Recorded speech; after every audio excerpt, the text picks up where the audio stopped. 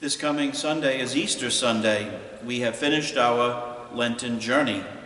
This week, Holy Week, has some of the most unique and meaningful liturgical celebrations of the year: Holy Thursday, Good Friday, and the Easter Vigil. Every Sunday, every time we come to celebrate Mass, we really are celebrating Easter, because every Sunday celebration flows from Easter. We celebrate the event of Jesus dying and rising from the dead, the Paschal Mystery. Our Easter Gospel is from John's account, John chapter 20, verses 1 through 9. Let's take a listen.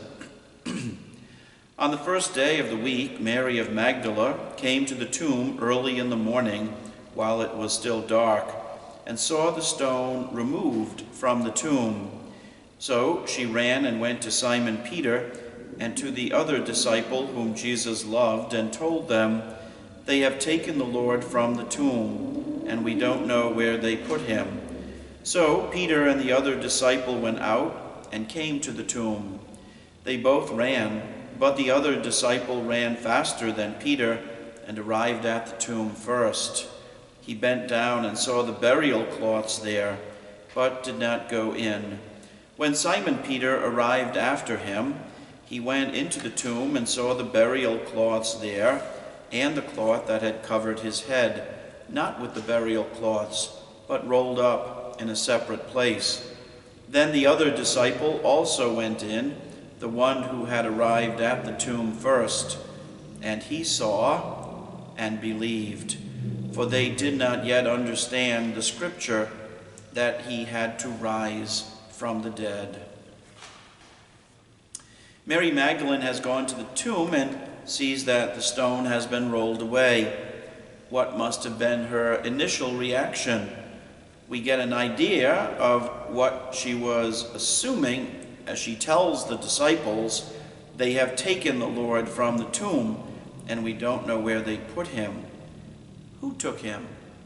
She thought perhaps the guards who were keeping watch over the tomb, or was it the Romans, the Jewish religious leaders?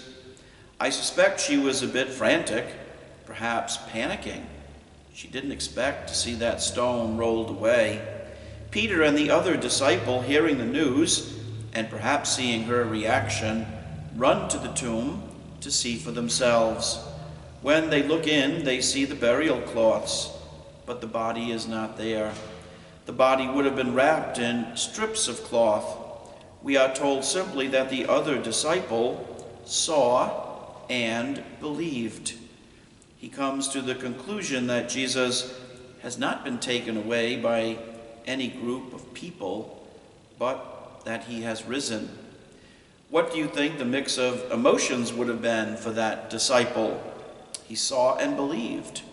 Was he surprised, shocked, excited? Perhaps many of Jesus' references to his impending death and resurrection, maybe they now started to make sense for that disciple. There is some level of confusion. It's only natural. We might call it a kind of growing understanding. The last line states, "For they did not yet understand the scripture that he had to rise from the dead." The key word here, I think, is yet, as Jesus will make a number of appearances in his resurrected state, and the disciples will come to understand and believe. Do you believe in the resurrection? It is the central core of our system of belief, the resurrection, Jesus dying and rising, that Paschal mystery. And it is a mystery. And as with all mysteries, there is a level of understanding that we have, and there is that place where we need to grow, where we need to strengthen our belief.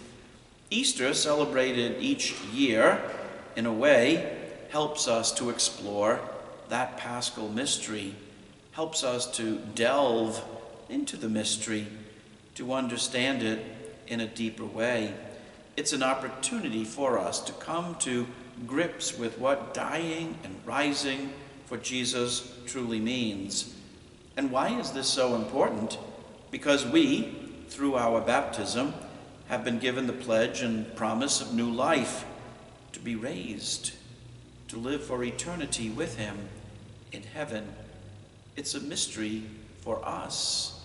It is a mystery for us to anticipate with joy. Let the gospel fill your week. For now, happy Easter. See you in church.